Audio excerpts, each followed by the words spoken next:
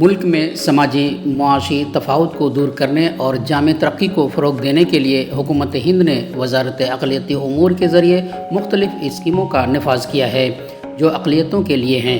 یہ اقدامات تعلیم، ہنرمندی کے فروغ، معاشی طور پر بااختیار بنانے اور اقلیتوں کی اکثریت والے علاقوں میں بنیادی ڈھانچے کو مستحکم کرنے پر مرکوز ہیں۔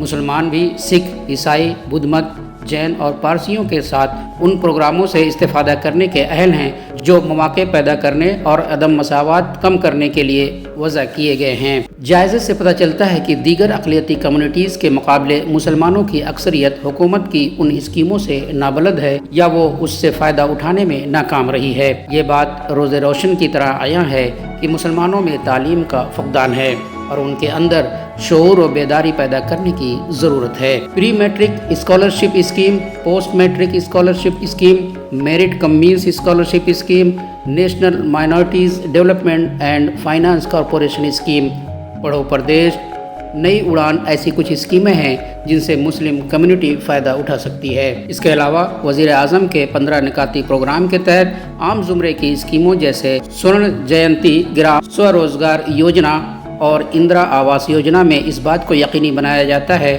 کہ اقلیتوں کو مساوی حصہ ملے۔